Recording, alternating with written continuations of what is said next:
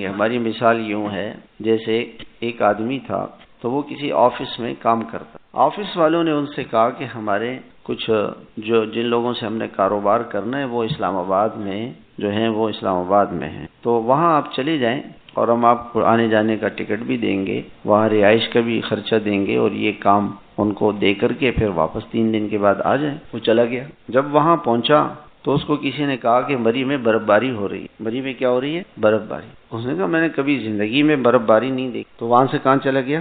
مری چلا گیا، وہاں رہا، ہوٹلوں میں برف دیکھی اس نے اور واپس آ گیا۔ جب وہ واپس پہنچا ہے آفس میں تو آفس والے اس کے جو جی ایم تھے انہوں نے سوال کیا کہ بھئی ہاں کام کا کیا ہوا؟ کہ جی وہ تو میں نہیں کر سکا۔ کیوں؟ کہ وہ مری دیکھنے گیا تھا، وہاں برف باری ہو۔ آپ بتائیں اس کے آفس والے اس کے ساتھ کیا سلوک کریں گے؟ اس کو فوراً نوکری سے ڈسچارج کر دیں گے اور اس کو جوتے ماریں گے۔ کتنے نالائق ہو، نادان ہو، تم نے ہمارا اتنا بڑا سودا تھا، کروڑوں روپے کا، اس کا نقصان کر دیا، ہم نے تمہیں کس کام کے لیے بھیجا؟ یہی حال ہمارا ہوگا میرے بھائیوں، جب ہم اللہ کے پاس جائیں گے تو اللہ تعالیٰ پوچھیں گے کہ آپ نے زندگی کہاں لگائی تھی؟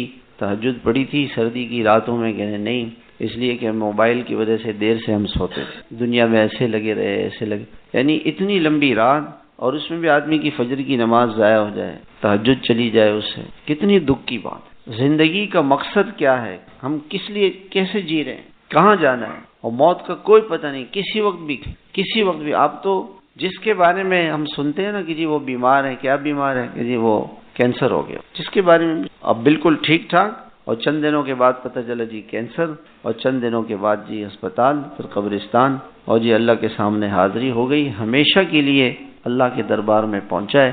اور اللہ تعالیٰ یہ فرمائیں گے کہ بھی ہم نے زندگی دی تھی، اس زندگی کو کہاں لگایا، زندگی کہاں خرچ کی؟ دوسرا سوال یہ ہوگا کہ جوانی کہاں لگائی تھی؟ جوانی کی اتنی بڑی نعمت اللہ تعالیٰ نے دی ہے، اس جوانی کی نعمت کو کہاں لگایا تھا؟